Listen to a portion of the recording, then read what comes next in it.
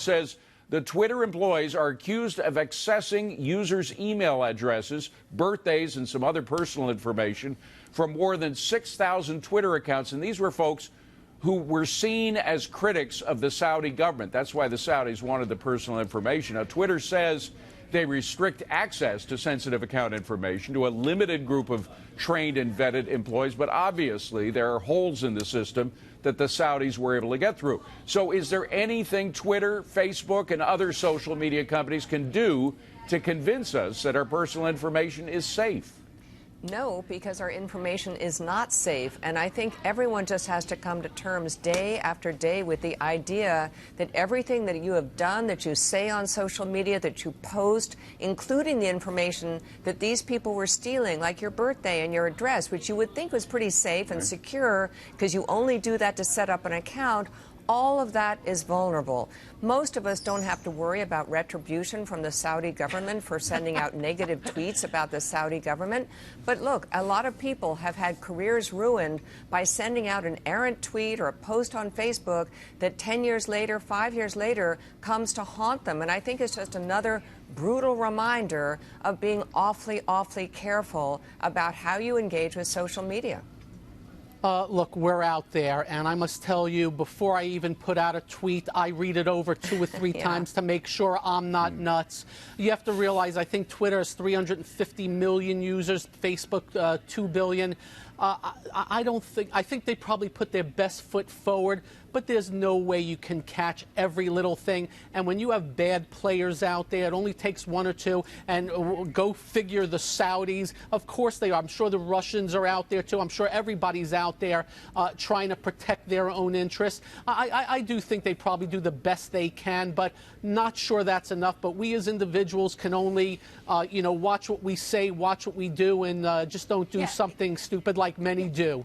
Yeah, but Gary, this is a pox on Saudi Arabia, not on big technology. Exactly. Saudi Arabia is a theocratic, Islamist, brutal dictatorship. I mean, the whole point here was that they were going to unmask people who were critical of MBS, of Mohammed bin Salman, people who were using Twitter to critique his leadership, and they were going to basically pull a Khashoggi on him, if you know what that means. So look, it's not like these dissidents, not like these spies were looking for people's credit card numbers to steal their personal information. They were looking to unmask people who had been critical of an Islamic theocratic dictator. So the problem here is not big tech. The problem is the Islamist Republic of Saudi Arabia. So I'm glad Jonathan mentioned that, because it plays to the fact that in spite of all this, and in spite of, you just mentioned the Khashoggi affair, where he was assassinated on the orders of the government, we maintain an alliance with Saudi Arabia because it is in our economic and political self-interest to do so, even as we can object massively and legitimately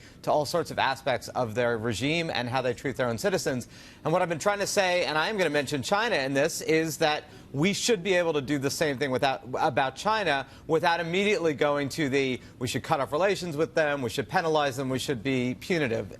We do not govern the world. This is a really clear example of that. We can resist where we can object where we should, but we can also deal maturely and with allies and with allies of a kind. But I want to push back on both you and Jonathan a little bit, because there are things we can do. The fact of the matter is that the Saudis went and found individuals who were working at Twitter who they bribed. They paid them cash. Right. They gave them fancy watches and everything. It shows, and that kind of vulnerability, I mean, there are laws against that kind of vulnerability. That's why these people are under arrest. That's why there are ways in which we can police the situation. Won't that make it better? Yeah, but I think the problem is just the scale. If you start going after every employee and monitoring every employee at Facebook, at Google, and Twitter, etc., I think it's up to the individual to be really cautious about their own personal information. But maybe they have to be more cautious about their employees. David, you know they will. I mean, look, Facebook has made privacy and security top #1 choice for them, and certainly with all the pressure from the government. This but proves David, look, otherwise. Of course, but there are bad apples in every bushel, as Liz has alluded to, and Facebook and Twitter are going to take it more seriously. But Saudi Arabia is the evil one here. They're the villains. Yeah, but they're Jonathan, the ones perpetrating this. Do you seriously not think that China has something. accessed the same kind of information, that sure Russia has probably accessed the same information? Yeah, Saudi Arabia may be a terrible government. Guess what? There are a lot of terrible governments around the world, and they all have some way, it appears, when China broke in and stole 22 million Americans, highly classified Americans' data, that was a pretty egregious breach, and yet really we've never done anything about it. Yeah, and we have the same capabilities, which we should, and we maintain, and we have alerted the world to what the National Security Agency is capable of doing, which is probably an order of magnitude greater than all of the rest. And, you know, to Liz's point, there was an internet executive, Scott McNally, in the 1990s at the dawn of all this who said, you have no privacy, get over it. And, you know, as an operating principle, that's a particularly good one. When it comes to global espionage and people spying, as you said, David, we have laws about that, and that doesn't mean we shouldn't go after these things. These were 6,000 people that were targeted, 6,000 individuals who said stuff that was critical of the Saudi government. And you mentioned Khashoggi. I mean, there is a real possibility that one of those 6,000 people could be harmed as a result of this stuff. So I disagree with Liz. I'm disagreeing with a lot of people, but I disagree with Liz here. I think you do. Facebook, Twitter, all of the social media companies have to do a much better job at monitoring their employees. But just realize, I don't think any of these big tech companies knew how big they were going to get and how responsible they're going to be for so many things. Well, wake up. You got the money, do it. They've had to adjust to the environment throughout the years. I think they're doing better. Look, I get it. But just remember the other part. We have serious authorities, that the NSA, we only know what they tell us, what they want us to know.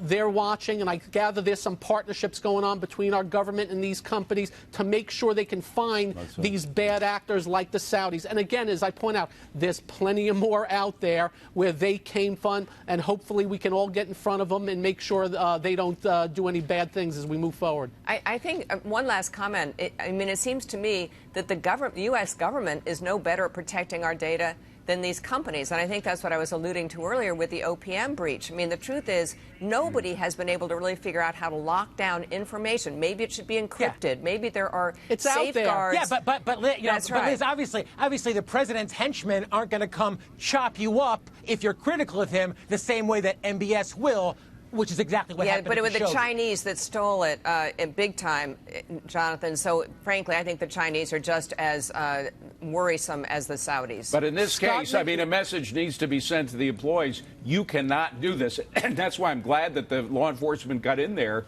and is trying to press home that message. Go ahead, Gary. Scott McNeely was so right so many years ago in front of all this, as Zach said. We are all out there. All our information is out there. And we gleefully and gladly give it out to some of these places that go to others. I can't begin to tell you how many ads I'll get by just going to one website from 50 different other places. Welcome to the world. Get used to it. It's only going to get worse as we go forward. All right. It's got to be the last word.